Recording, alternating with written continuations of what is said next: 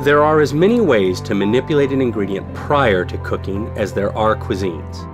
Aside from basic steps like peeling, chopping, cutting, and slicing, a cook might blanch an ingredient in boiling water, or take a more elaborate step like brining or marination. Often it's these extra steps that distinguish one recipe from another. The techniques of blanching, brining, and marination are common to nearly all cuisines. That's actually a bit surprising and suggests they share a common and important purpose. And they do. Each has an ability to slow the spoilage of food. Today we enjoy the modern convenience of reliable refrigeration and freezing. These technologies have made earlier approaches to preservation obsolete, but thankfully not irrelevant. The unique flavor and texture of foods transformed by these old-fashioned techniques remains incredibly appealing. And all of these approaches can be combined with sous vide, often as a pre-treatment prior to the cooking step.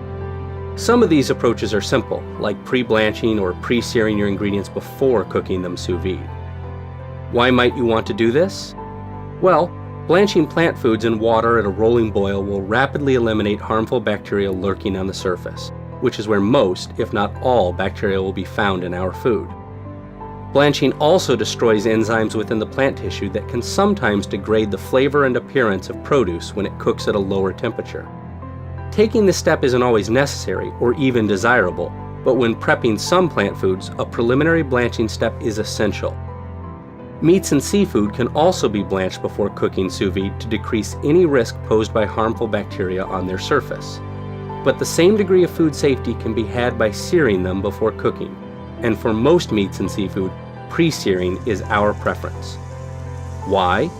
Because the intense heat of searing also triggers a complex cascade of chemical reactions that generate an attractive appearance, together with many of the flavors we like in traditionally cooked foods. Surface temperatures well above the boiling point of water are required to get the so-called Maillard reaction started, but the flavor generation will continue during the low-temperature sous vide cooking step. Pre-searing can thus add depth to the flavor of sous vide cooked meats and seafood. Brines and marinades are two other very common pre-treatments. Brining is all about salting our food, most often a cut of meat or seafood. Other flavorful ingredients can be added to a brine, but salt is the key ingredient. Its ability to improve juiciness, enhance flavor, and alter the texture of food is almost magical. The definition of a marinade is more difficult to pin down.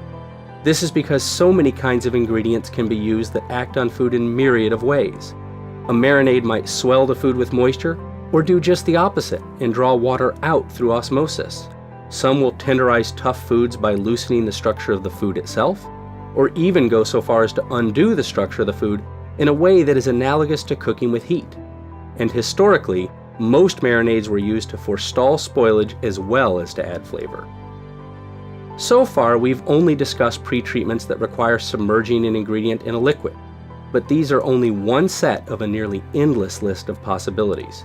Smoking, for example, is a subtle combination of heating and drying with a gaseous marinade added to the mix.